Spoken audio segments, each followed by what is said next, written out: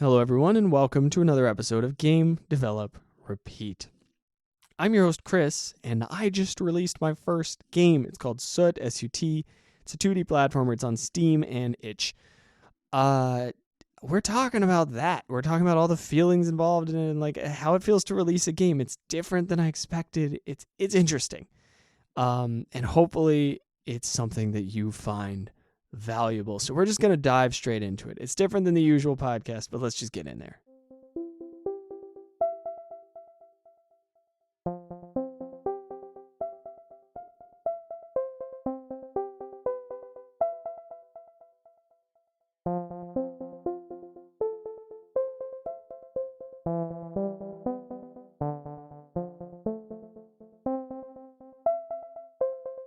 I've been thinking a lot about what I'm going to cover in this episode. I've been thinking about it for like 2 weeks now, probably more, honestly, like in the back of my head.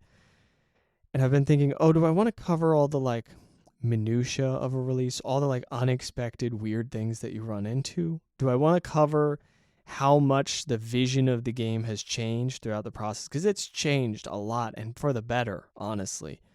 Do I want to... There's a million things I could cover, is the point I'm getting at. And I want whatever I cover to be... Not, motivating is not the word. It's kind of the word. I think motivation is a weird thing.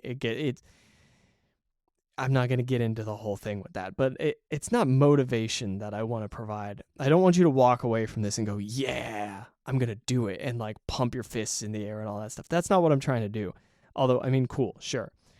Great if that happens. What I'm aiming for is enabling, I think. What I'm aiming for is like unlocking like some kind of a... For a long time, I was unable to make things, and then something clicked, and then I was able to make things. And we're not going to get into all the details of that process, but what I'm trying to do is give just enough inside perspective, just enough info to help people move towards that little clicking moment where it's like, wait a minute, maybe I should just do you know what, I'm just going to do it. I'm just going to like try. I'm just going to play around with it. Maybe it turns out well or whatever. And the perspective I can offer in this episode, what I've settled on is the kind of emotional arc of releasing a game and the unexpected stuff in there. I think that's huge because there's a lot of stuff I've run into that I didn't expect. And then like in retrospect, I look around and I'm like, maybe I should have expected that. Like I kind of see where that is and all that stuff. Because I think some of this stuff, some of these expectations around finishing a game and releasing a game keep us from getting started. And you know what, let's start by talking about expectations. All right, the first thing about them, let me just talk about what I did with my expectations. I very intentionally and strategically set my expectations very low. I did not want to make this game... Well, in one way, they're really high, actually. But in a way that I can control completely. Like, all the outcomes, all the external outcomes, I was like, bottom of the barrel, whatever, $2, not even, right? I was like, who cares, whatever, fine. That was important to me. Internal expectations, what am I going to learn from this? How am I going to make a game that I'm happy with, right? That's the stuff that I cared about as far as setting expectations. But external expectations, I was like, no. Nope, no. I did have one. I'm still waiting for it to play out. I think it will eventually. I have a goal more than an expectation of getting 3 reviews from people who I do not personally know, right? People who I didn't directly say, hey, you friend on Facebook, could you please purchase my game? If I know them in real life, I'm not counting it towards that tally. So I'm trying to get that. I think eventually that'll pan out. But that's like the only external goal that I have, very intentionally. I do not want external expectations to ravage me at the end of this process, because this is why I set my expectations this way. I want this to be sustainable. This is game number 1. We're going game number 2. We're going game number 3. We're going game number 5, right? I want this to be something I can continue doing for the rest of my life, okay? If I want to. And that means no crazy crushing expectations for the first project. We are looking at the long game. We're looking long term here. So that's where I was with that. How did that pan out for me? That's the interesting question. Even with all of that, when the game published, even really working to intentionally set those expectations and believing that I'm genuinely believing those expectations and all this stuff, there was still a part of me that was like, but I want them all to play it. I want them all to love it. I want dozens of reviews within the first 24 hours. I want all these things. There's still that part of me that's like, give me the fame, the glory, the money, right? I worked hard on this for a year. I need a year's salary, right? That still popped up. It was like, come on, give me the money. And I was like, no, that's not why we're doing this, man, right? I had to go back and go, wait, what are you doing? That's not why we made this game. And like, I had to like go through that whole thing. Like, oh, it's not a wild smash success, but like, look at the expectations we set, and like, you're killing it on those. And aside from that, this has never been about making money. It's just this, like, when you finish a big project like that, you want everybody to adore it. And then you're like, wouldn't it be convenient if I didn't have to keep doing my day job? And that's where that comes in, right? You're like, wouldn't it be nice if I could focus on game development all the time? That would be amazing. I want to get there. That would be so nice. I say that. I bet that's another one of those things where once you get there, it feels different than you think it will, right? That's what I've heard. It's probably true, but sometimes you just got to experience it for yourself, right? Anyway, that's expectations. I set them low. There was still a moment. There was like 2 days of miserable, like, mind trying to be like, why didn't everybody in the world play my game? Relax, dude. It's your first project. It's cool, right? I had to have that internal dialogue. No matter how you set the expectations, I feel like there's still going to be stuff that comes up, and you just like pay attention to it and go, oh, okay, cool. I get it. I see where this is coming from. It makes sense. It's understandable. It's normal. Cool, right? But it was unexpected. And here's the other thing that was unexpected. Some of my emotional reaction to actually releasing the game. Finishing the game, let me be very clear about this difference. Finishing the game felt amazing. I was like, oh my God, I finished a game. I made it. I did it. This is cool. I'm playing it. I'm showing it to friends. This is so exciting. It's so cool. Stick it on the fridge. Give it a gold star. I'm hyped on this, right? This is such a cool game. I'm enjoying it. I'm loving it. I'm excited. Amazing. Beautiful. When I clicked the button to release the game, it ruined my day. I'm sorry. It did. My day was terrible. I was like, I hate this. I hate this whole day. I released it. I'm watching it. I'm checking. I'm like, has anybody played it? Has anybody? And it's not even like that obsessive, like waiting for somebody to text you kind of obsessive checking. I mean, that was part of it.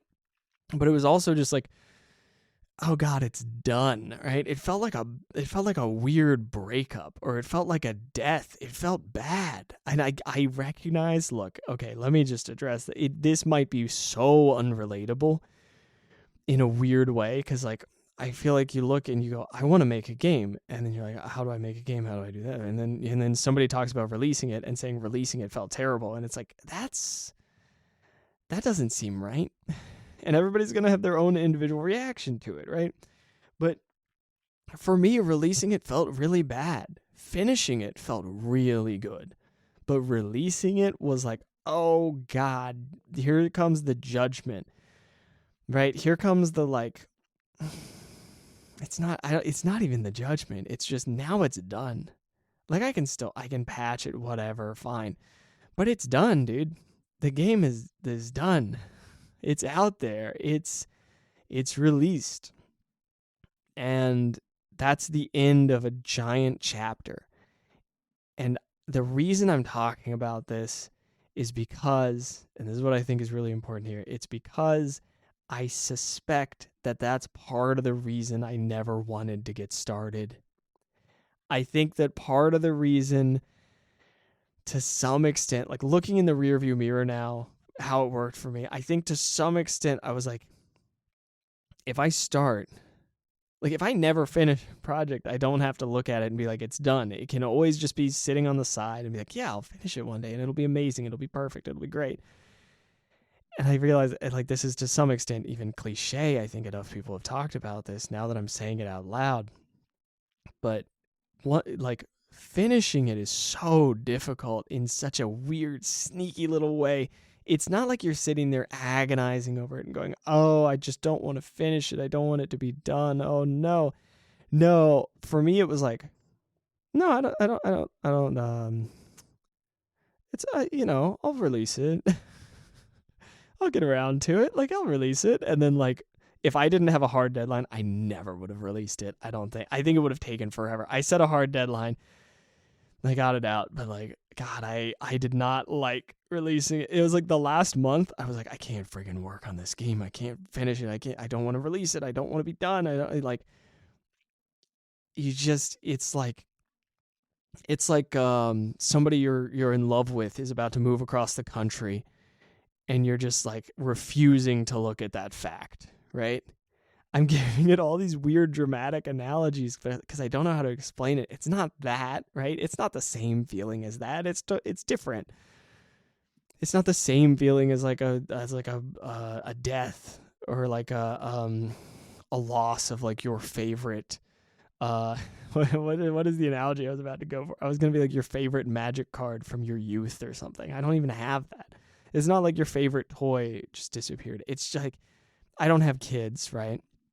But it might be similar to like an empty nest thing. I was talking to one of my friends about this and I was like, is this when parents like their kid goes to college and they're like, let's have another, right? Is that what this is? Because I was immediately like, let's work on another game. I guess we need to work on another game. It's time to work on another game, right? That's the move. I have to work on another game.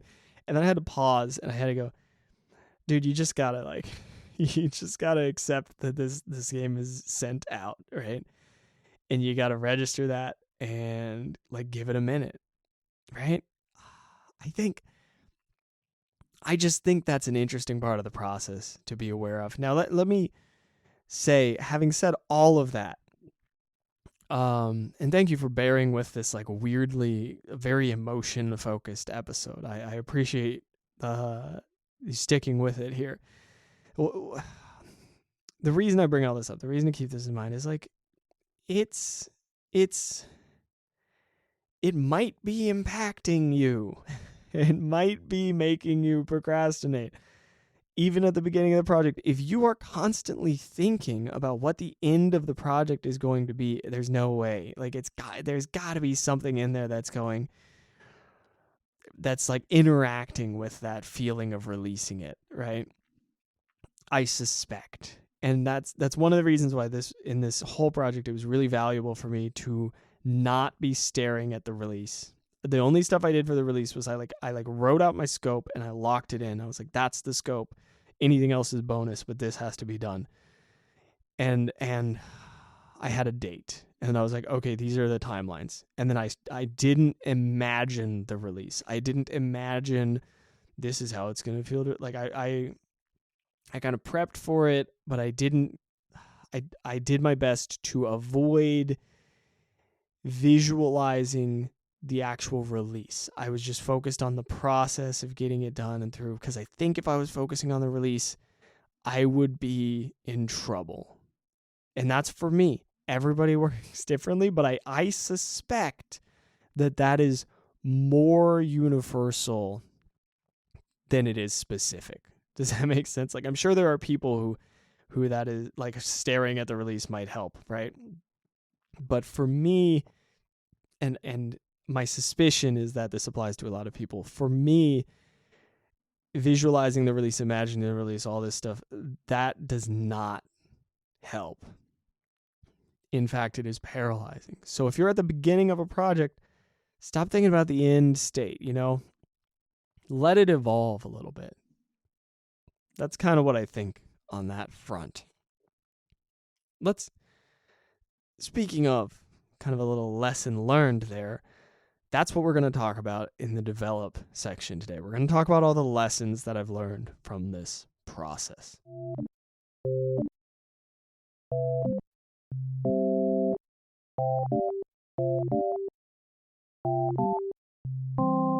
The most exciting lesson that I learned from making this first game, and this was a huge lesson for me. This is super important. This is like the core thing that I learned and took away from, and makes me happy that I did all of this.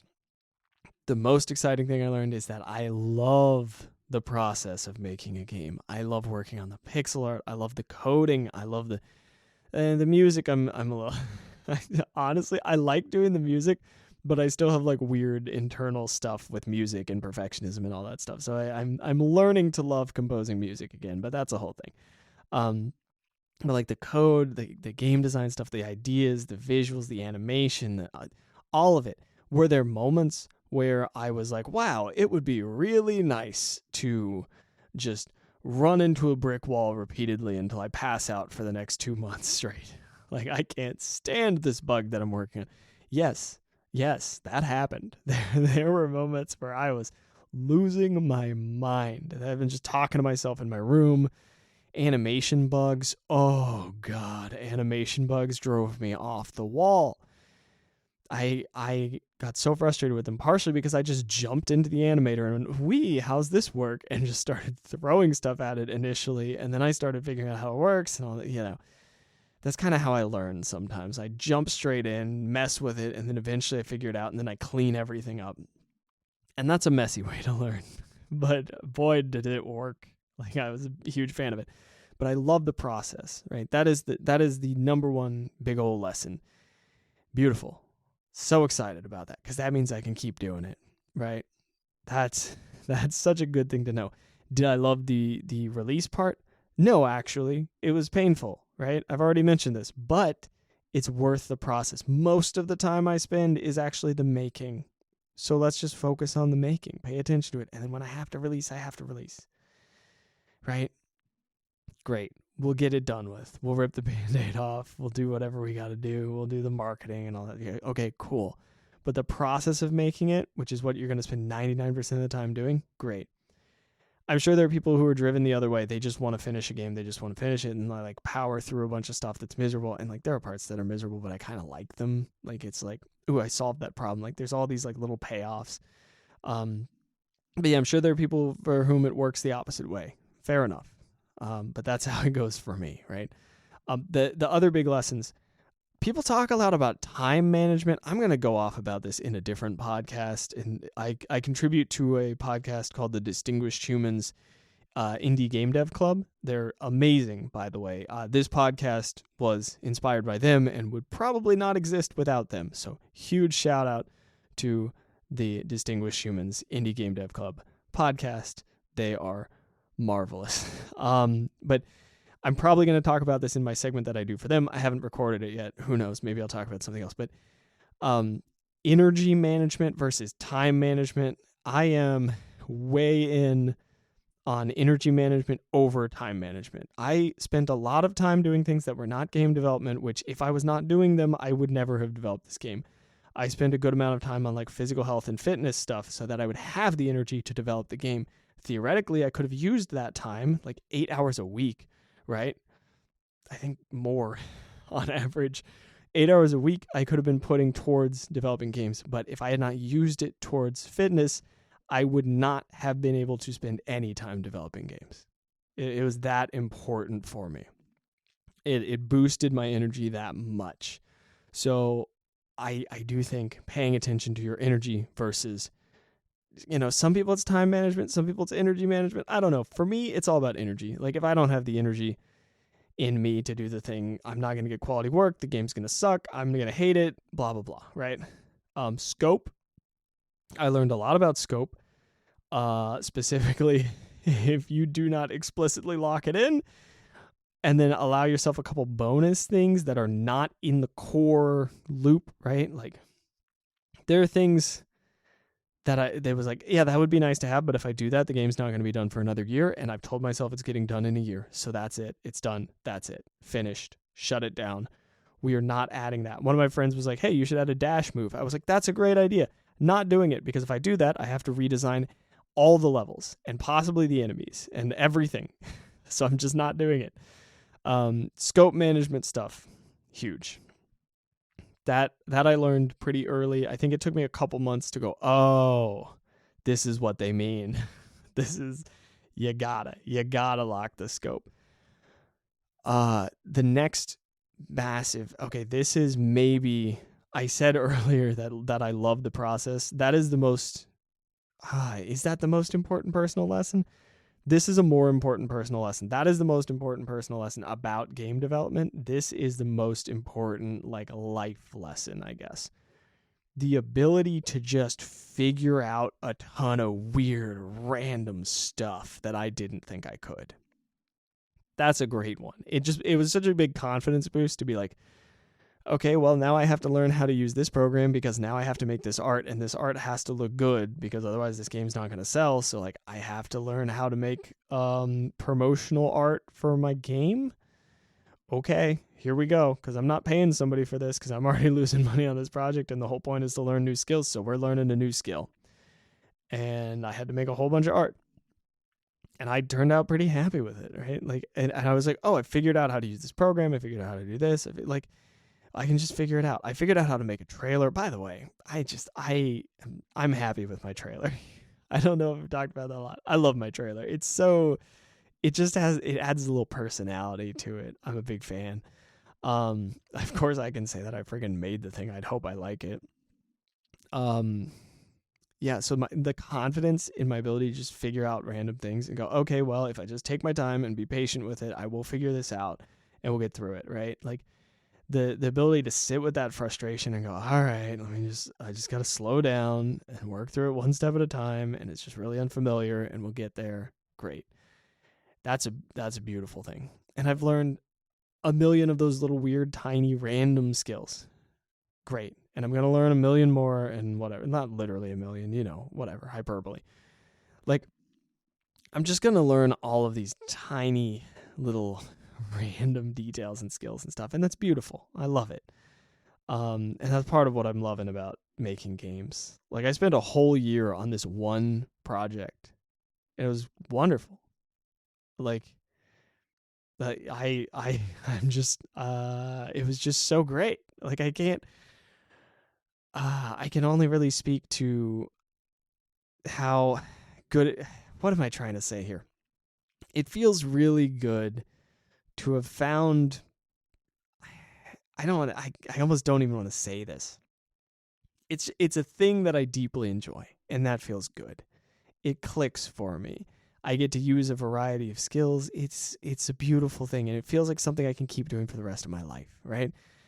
And I love that. I feel the same way about weightlifting. There are certain things that, like, once they click for you, you go, oh, I'm just going to keep doing this as long as I can, right? I also feel that way about eating cheese. I mean, maybe in a, like, slightly more hedonic way, but I'm like, oh, I mean, you're not going to stop me from eating Munster cheese. Like, it's just so good. That's for the rest of my life. This is happening, right? Like, no way are we stopping. In a very different way. I feel that way about weightlifting and about making games, which is beautiful. I'm really happy about it. Now, the last kind of bit of all of this, before we move on to, like, questions and stuff, before we close out the episode, unwinding from finishing a game was weird and still is. I mean, even this episode is part of it. I'm kind of talking it out. Unwinding from it is really weird. It's like I'm still digesting stuff and going, like, wait, how do I, like, am I excited about this next idea? What do I want to do next? What actually made this idea work? And like in terms of getting me to work on it, and, like, if I'm really excited about an idea, is that going to overwhelm me? Are my expectations going to get too high? Whatever. Like, there's that whole thing, and then I'm like, oh, wait, just play around. Just play with the next idea, see what happens with it. Like, stop trying to lock it in. That's always the problem that we fall into. You try to make the end game before you even started exploring any of the mechanics or anything. Don't worry about that. Start writing it out a little. Start playing with a design doc. Draft it up, however. Like, get to where you have a reasonable expectation of it, and then start going. So that's the unwinding process. See, even there, I was like, I started talking about starting the next thing rather than talking about unwinding.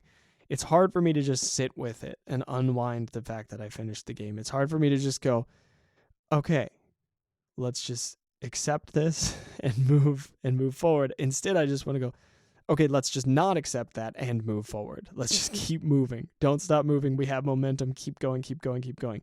And I gotta like take a second. I gotta breathe. I gotta not like, I gotta not rush. Why would I rush? It's the process that I love anyway, right? Soak it in. And then I guess the question I keep asking myself is, what is next? What am I doing next? And I'm going to keep doing this podcast. I'm going to learn some stuff about Unreal Engine, that's for sure. And I'm going to start working on art assets. All my ideas require a lot of like pretty specific art stuff that I want to make. So I need to get better at pixel art.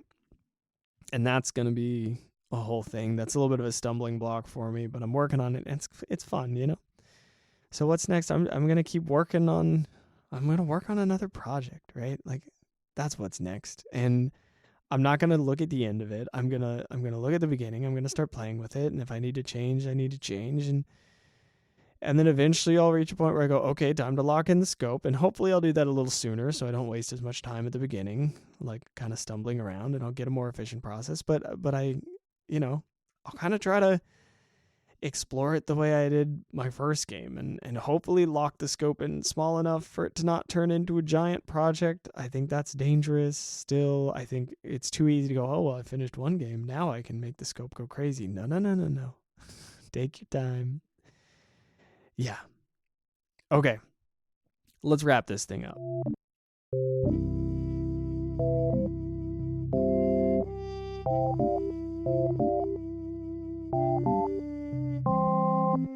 I have 3 questions for us to close out the show, and I'll answer them as I go. The first question is, what are your expectations for your project? I have an internal war on this. I'm not going to dig super, super deep into it. I have a whole rant about it. There's a side of me that just desperately wants to make money so that I can quit my day job and focus on game development, and it just wants money. It's just like, let me get rich. Let me not have to worry about this stuff anymore. Let me allocate all my time to game development. We got to do anything we can to make money so that we can just make games all the time. But then what happens to the game if you focus on that side of things, right? What happens to the game if the whole purpose of the game is to make money? What happens to your love for making the game? What are you thinking about every day while you're working on that game? Are you thinking about how beautiful it is? Are you thinking about how amazing it is to be making this interesting thing? Are you thinking about, ooh, what if I did this idea? What if I did that? What about this, that, the other? And I think that's what would happen if I set that as my expectation. I think it would take over.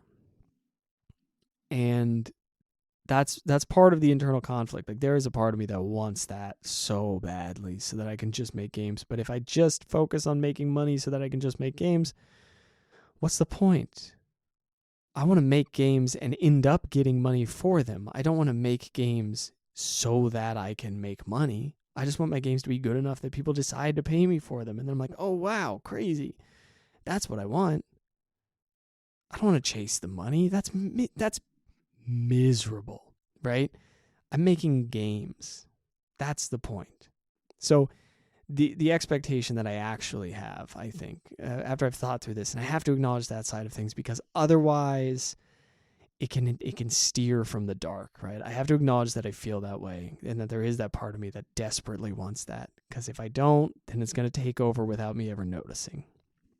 The actual expectation that I'm setting is a lot about growth. It's a lot about art, especially. I really want to up my art skills. A lot of the game ideas I have has very specific theming, and they require like very specific art. And I want to make that custom. I don't know. That's kind of how I am. I'm just like, I want to do it all myself. I don't know what it is, but it is that way. So yeah, that's really that's a big part of the expectation. I want to learn the new engine. Basically, my expectation is a lot of growth in a lot of different categories. Next question, how do those expectations serve you? We already talked about how the money one would be a problem for me. So once again, I'm choosing the other one over it, because if I'm focusing on growth, then every step along the way, I'm focusing on my growth, and it's really exciting. Like day to day, it's exciting. Day to day, I get to see how much I'm growing, and I get to go, oh, that's a new thing. Oh, that's cool. Oh, I didn't know I could do that. That's awesome, right? The process is beautiful and enjoyable when I'm focused on those expectations. So, and it also sets me up for success in the end too, because then if the project doesn't like hit that rare chance of making a ton of money, right? I'm not crushed. I just go, wow, I learned so much from this, and that's incredible, right? That's great. So I think that serves me well, focusing on growth. And then last question, will they motivate or demotivate you if you fail to reach them? They being your expectations. If you don't reach your expectations, will it motivate or demotivate you? I think no matter what, it's probably going to demotivate me a little bit, It's probably some demotivation in there. But I do think to some extent I can look at it and go, this is under my control. Like, yeah, it sucks, but like, I can do this. If it was a case of the world did not pay me for my game, there's a chance that I could be like, and that's unfair and the world is broken. And I could like go down that road of like, why am I not being acknowledged for my masterpiece? But if I'm, and also like being deluded into thinking that it's a masterpiece, right? But like, I think if I'm focused on my own growth and I miss the mark, I can just grow a little more. I can go, oh, I haven't quite gotten there. I can find a different way. And then like I grow in terms of how I approach my growth. So I think that works. I think that serves me pretty well. That's everything I've got for you today. Real quick, all the like shout outy kind of stuff. Thank you to everybody who has played my game. Once again, the game is Soot, S-U-T. It's a 2D platformer. It's on Steam and Itch. There should be a link in the podcast notes. I know the notes are a little messy depending on the platform because of some formatting stuff. But if you just look up Soot on Steam, you'll find it. If you have reviewed the game, thank you so much. Anybody who reviews that, oh man, if you can throw that game a review, especially if you're somebody I don't know personally, like, oh, that's huge because that's like, I want that feedback. I want to know what you think. Also, you can email me, whether it's feedback, just some thoughts about the show, or you want to show me a project you're working on. Email me, anxiousbuddhagames@gmail.com. If you want the game for free, email me and ask for it. Specifically ask for it. I'll give you a copy. You're good. You just listen to this freaking podcast. You can get a free copy of the game. Don't worry about it. Just hit me up. That's it. Oh, you can always rate the podcast on Spotify and all that stuff, whatever.